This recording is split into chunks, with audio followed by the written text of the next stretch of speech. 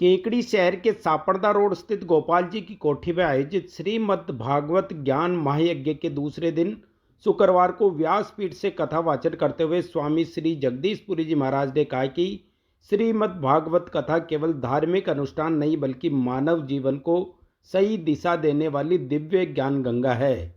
जो भी श्रद्धा और भक्ति भाव से भागवत कथा का श्रवण करता है उसके जीवन में सकारात्मक परिवर्तन आता है तथा मन को शांति और आत्मिक संतोष की प्राप्ति होती है।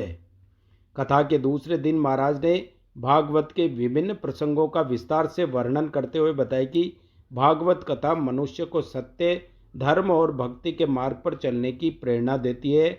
उन्होंने कहा कि भागवत पुराण में भगवान के दिव्य चरित्रों और भक्ति की कथाओं के माध्यम से यह संदेश मिलता है कि जीवन में चाहे कितनी भी कठिन परिस्थितियां क्यों न आए, यदि मनुष्य ईश्वर पर विश्वास रखे और सद्कर्म करता रहे तो उसे अवश्य ही सफलता और शांति प्राप्त होती है।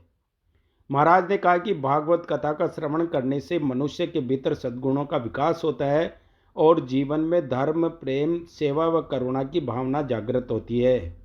उन्होंने भक्ति, ज्ञान और वैराग्य के महत्व पर प्रकाश डालते हुए बताया कि जब मनुष्य के जीवन में भक्ति के साथ ज्ञान और वैराग्य का समन्वय होता है तब उसका जीवन वास्तव में सार्थक बनता है। उन्होंने कहा कि आज की भागदौड़ भरे जीवन में मनुष्य तनाव और अशांति से घिरा रहता है। ऐसे में यदि कुछ समय भगवान की कथा, सत्संग और भजन में लगाया जाए तो मन को शांति मिलती है और जीवन में सकारात्मक ऊर्जा का संचार होता है। कथा के दौरान बड़ी संख्या में श्रद्धालु उपस्थित रहे और जयकारों के साथ पूरे वातावरण को भक्तिमय बना रहे थे। इस दौरान ब्रह्मचारी नारायण चैतन्य एवं चंद्रमोहन शर्मा द्वारा प्रस्तुत भजनों पर महिला पुरुषों ने भावपूर्ण नृत्य भी प्रस्तुत किया, जिससे पूरा वातावरण भक्ति रस से सरोबार हो उठा।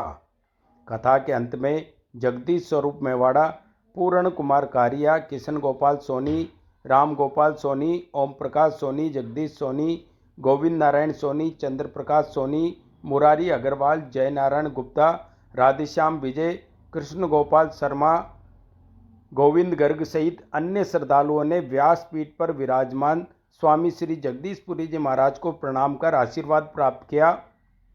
कार्यक्रम का संचालन सुरेंद्र जोशी ने किया।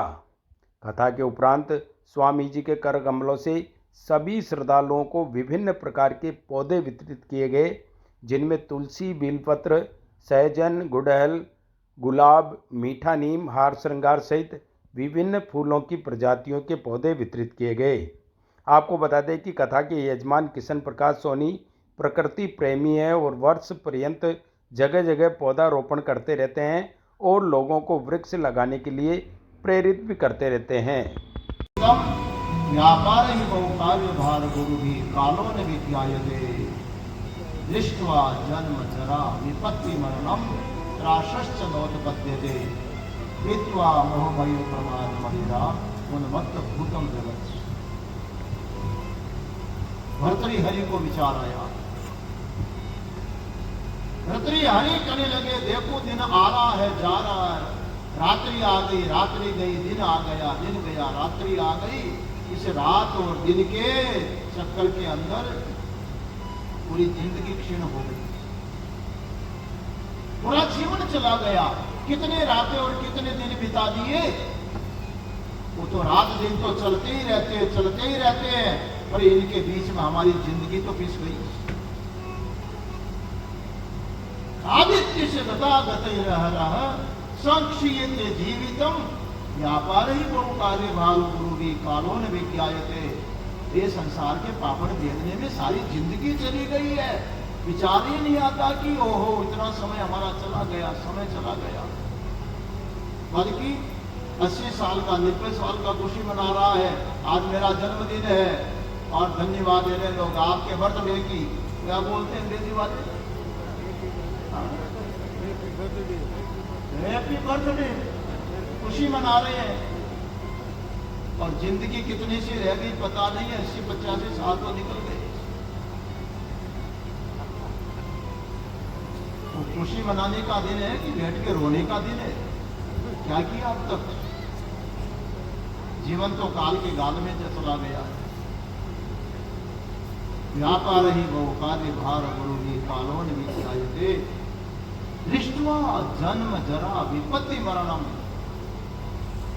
हर आदमी आंखों के सामने किसी का जन्म देख रहा है, किसी का मरण देख रहा है, किसी की व्याधि देख रहा है, किसी की शादी देख रहा है, बदलती हुई दुनिया को देख रहा है, पर खुद नहीं सोच रहा कि मैं भी बदल रहा हूं, मेरा भी जीवन काल के गाल में जा रहा है।